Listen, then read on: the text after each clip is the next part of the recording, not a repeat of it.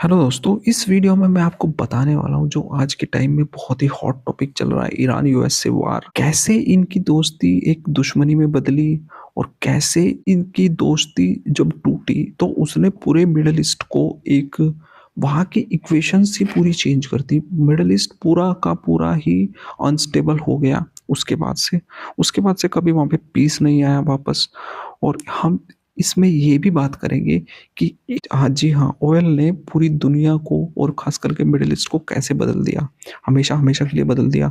और फिर हम इसमें ये भी बात करेंगे कि दुनिया की सबसे महंगी पार्टी, जी हाँ, 1 बिलियन डॉलर जिस पार्टी पर खर्च हुआ था वो कहाँ पर हुई थी, और पेरिस ऑफ द ईस्ट दुनिया का किसको कहा जाता है, ये भी मैं इसमें आपको बताने वाला हूँ।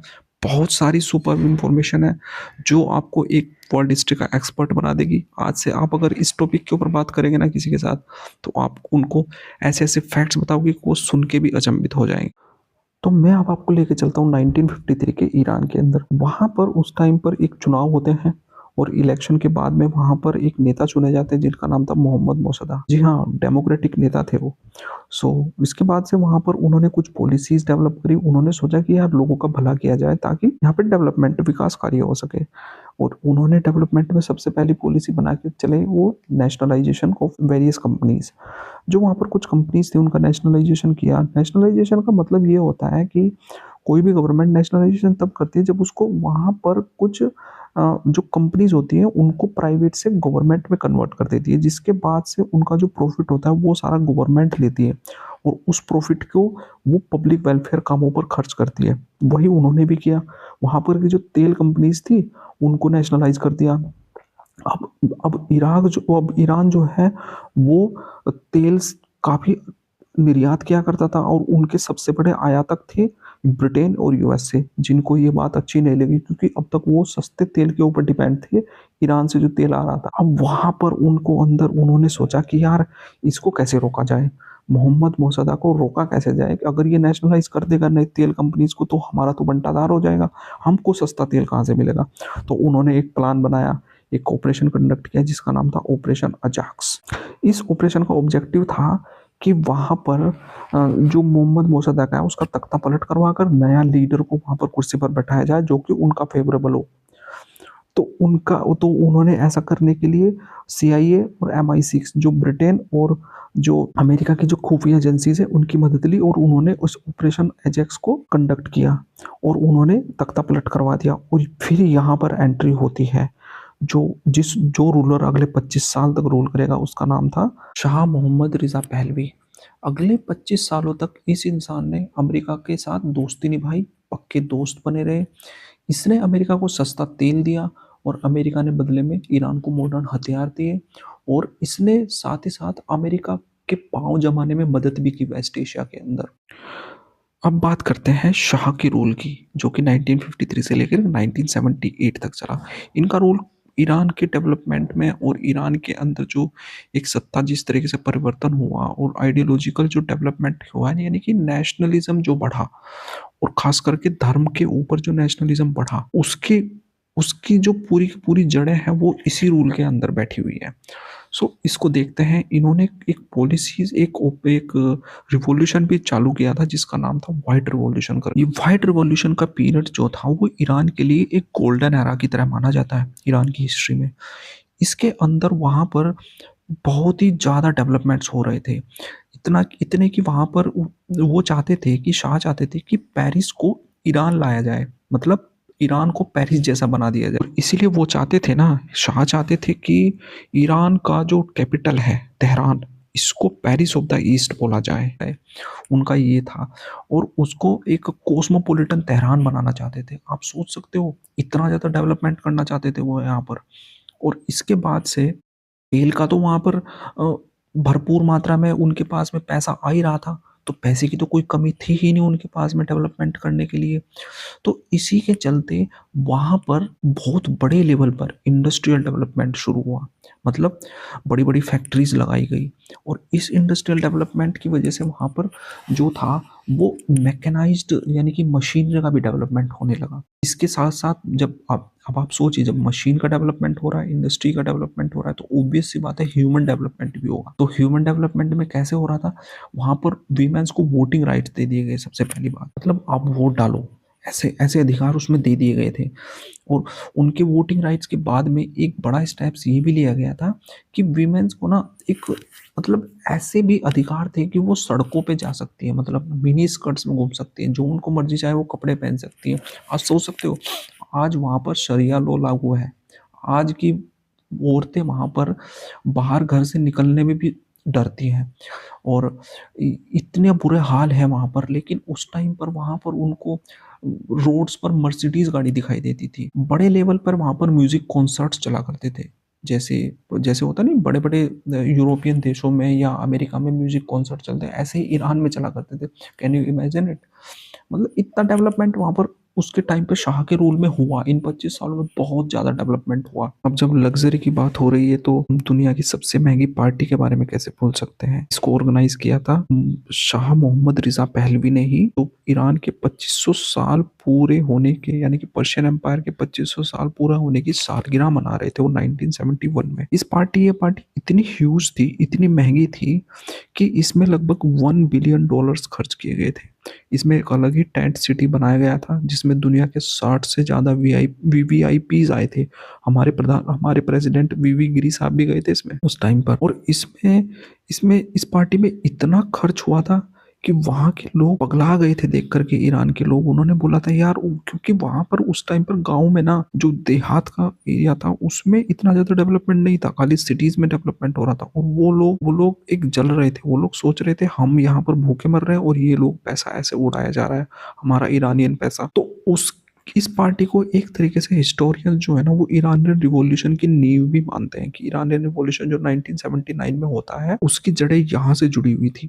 और इसके साथ साथ एक और कारण सबसे बड़ा था जो ईरानियन रिवॉल्यूशन को लेके आया था, वो था सवाक। वहाँ का शाह मोहम्मद एक ऐसा पुलिसिया सिस्टम हुआ करता था जो कि बहुत ही क्रूर था।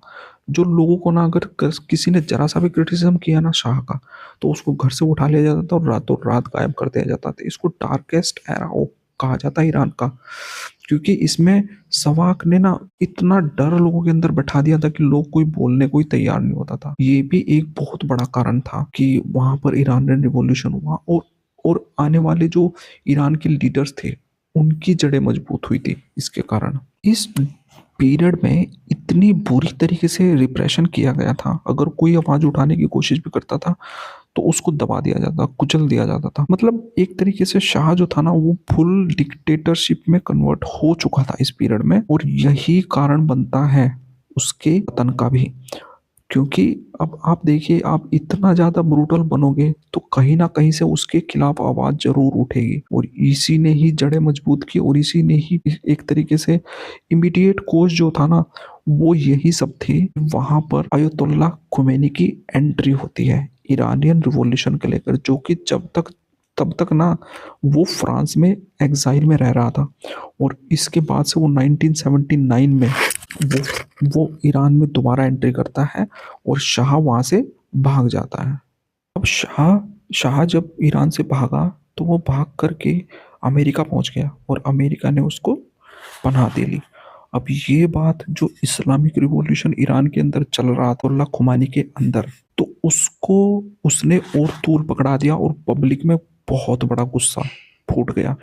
और इसके चलते वहाँ की पब्लिक को लगा कि अमेरिका जो है वो ईरान के खिलाफ है, और अमेरिका के लिए नफरत ना ईरान में बहुत ज़्यादा बढ़ गई। तो वहाँ पर जो कुछ स्टूडेंट्स थे उन्होंने वहाँ पर बगावत कर दी। एक तरीके से उन्होंने अमेरिकन एम्बेसी को घेर लिया, और अमेरिकन एम्बेसी को घेरने के बाद उसके अंदर 52 अमेरिकन, उनको 444 दिन तक बंधक बना के रखा गया। और ये अमेरिकन हिस्ट्री पे ना एक ऐसा नासूर है जो कि अमेरिका कभी दूर नहीं कर सकता, क्योंकि 444 दिन तक आप सोच सकते हो अमेरिकन अपने लोगों को छुड़ा नहीं पाए थे। और वहां पर इतनी बुरी बेइज्जती अमेरिका को फील करनी पड़ी थी ना, कि उस दिन के बाद से अमेरिका और ईरान के रिलेशंस हमेशा हमेशा के लिए पूरी तरीके से बदल गए थे। अब यहाँ से आप देखना कि अमेरिका का डबल स्टैंडर्ड कैसे चलता है। अमेरिका ने चिढ़ में आकर के, गुस्सा होकर के ईरान के खिलाफ इराक को भड़काया, और इराक में उस टाइम पे सद्दाम हुसैन थे, तो उनको बोला तुम ईरान के ऊपर अटैक कर दो। उन्होंने अटैक कर दिया। पीछे से अमेरिकन उनको सपोर्ट मिल रहा था। यहाँ से ही प्रॉक्सी वार की शुरुआत होती है, दोनों के बीच में प्रॉक्सी वार चला आ रहा था जब से। तो उन्होंने अटैक करने के बाद में कुछ ऐसी सिचुएशंस बनी पर्शियन गल्फ के अंदर, ईरान के जो तेल के टैंकर्स थे उनके ऊपर हमले होने शुरू हो गए। इसी हमले के चलते एक ऐसा इंसिडेंट हुआ, एक ईरान का सिविलियन एयरक्राफ्ट था जिसमें 200 से ऊपर पैसेंजर्स ट्रेवल कर रहे थे, उसको अमेरिका ने गलती से उड़ा दिया। तो ईरान के लोगों के अंदर और ज्यादा गुस्सा अमेरिका के खिलाफ भड़क गया, और वहां पर अमेरिका की, मतलब वो कहते हैं कि इसके बाद अमेरिका और ईरान के रिश्तों में कभी वापसी हुई ही नहीं। अब यहाँ से दोस्तों अमेरिका की दयनीय स्थिति शुरू हो गई। कैसे? एक तो इराक जो था वो अब अमेरिका के हाथों से बाहर निकल चुका था, क्योंकि उसने खुद का अपना न्यूक्लियर वेपन्स स्टार्ट कर दिए थे, यानी कि WMDs उसने बनाने शुरू कर दिए थे। ईरान भी अब न्यूक्लियर वेपन्स की तरफ जाने लगा था, क्योंकि उसको लगता था कि उसकी सिक्योरिटी यही इंश्योर कर सकते हैं। तो 2002 में जब वहाँ के जो प्रेसिडेंट थे जॉर्ज डब्ल्यू बुश, उन्होंने डिक्लेयर किया ईरान को एक एक्सिस ऑफ एविल का हिस्सा। ये एक ऐसा एक्सिस था 3 देशों का, इराक, ईरान और नॉर्थ कोरिया, जो कि न्यूक्लियर वेपन्स बना रहे थे। वो इनको बोलते थे कि ये एक दानव है, ये एक राक्षस का एक ऐसा नेटवर्क है जो कि पूरी दुनिया को तबाह कर देगा। लेकिन वो खुद भी तो न्यूक्लियर वेपन्स बना के 1960 से, यानी कि 50 से ही बैठे हुए हैं, लेकिन दूसरों के ऊपर पाबंदी लगाना ये अमेरिका के सबसे पहले बात आती है उनके। वो ऐसा करते आ रहे हैं पहले से ही। तो अब हुआ क्या कि इसके बाद से 9/11 जब अटैक हुआ 2001 में वहाँ के वर्ल्ड ट्रेड सेंटर के ऊपर, तो उधर उन्होंने एक तरफ अफगानिस्तान पे हमला कर दिया, क्या, और दूसरी तरफ ईरान के बैठे हुए थे, इराक में पहले से ही अमेरिकन बैठे हुए थे। तो ईरान को अब खतरा लगा, तो उसने न्यूक्लियर वेपन्स की तरफ जाना शुरू कर दिया, बहुत बड़े लेवल पे उन्होंने जाना शुरू किया। और यहाँ पर जो एक्सिस ऑफ एविल बोला गया ना दोस्तों, ये याद रखिएगा, ये उसी की तर्ज पर बोला गया था जब एक्सिस पावर्स विश्व युद्ध दूसरे के द्वितीय विश्व युद्ध के दौरान जर्मनी और जापान और इटली को बोला गया था। वही यहाँ पर भी संज्ञा दी गई थी कि ये दुनिया के लिए खतरा है। तो अब ईरान यहाँ पर रुकने वाला नहीं था, ईरान ने अपना न्यूक्लियर प्रोग्राम जारी रखा। तो अब सारे देशों को टेंशन हो गई, खास करके वेस्टर्न देशों को, कि अब ईरान को रोका कैसे जाए। तो उन्होंने एक नया डिप्लोमेटिक चैनल ओपन किया, डिप्लोमेटिक तिगड़म लग जिसको बोलते लगाई, कि उन्होंने JCPOA साइन करवाया 2015 में ईरान से, और कुछ अन्य वेस्टर्न देश थे, उन्होंने मिलकर साइन किया। ये एक ऐसी डील थी जिसमें ईरान को बोला गया कि तुम अपना न्यूक्लियर प्रोग्राम बंद करोगे, और बाकी इसके बदले में जो अमेरिका है वो इकोनॉमिक सैंक्शन जो लगे हुए थे ईरान के ऊपर उनको हटाएगा। अब वो डील साइन तो हो गई, लेकिन उस डील को फॉलो किसी ने नहीं किया। ईरान ईरान अब हमारे ट्रम्प आते हैं 2018 में, वो JCPOA से बाहर हो जाते हैं, बोलते ईरान ने तो कंटिन्यू रखा हुआ है अपना न्यूक्लियर वेपन्स का प्रोग्राम, तो हम तो इससे बाहर हो रहे हैं। तो ये हमारे पीस प्रेसिडेंट थे जिन्होंने उस न्यूक्लियर डील को तोड़ा था 2015। तो इसी के बाद से फिर एक नई सिचुएशन शुरू होती है ईरान और USA के बीच में, वो था प्रॉक्सी वार्स। और प्रॉक्सी वार्स किसके जरिए करता है ईरान ने? जो उसके जो नेटवर्क थे, हूतीज का नेटवर्क था, और ये लेबनान में हिजबुल्लाह का नेटवर्क है, और गाजा फिलिस्तीन वाले एरियाज में जो हमास है वो इसराइल के ऊपर अटैक कर रहा है। ये सब ईरान के सपोर्ट में चल रहा है, और ये इन्हीं की प्रॉक्सीज हैं। तो इन्हीं को दोस्तों प्रॉक्सीज बोला जाता है।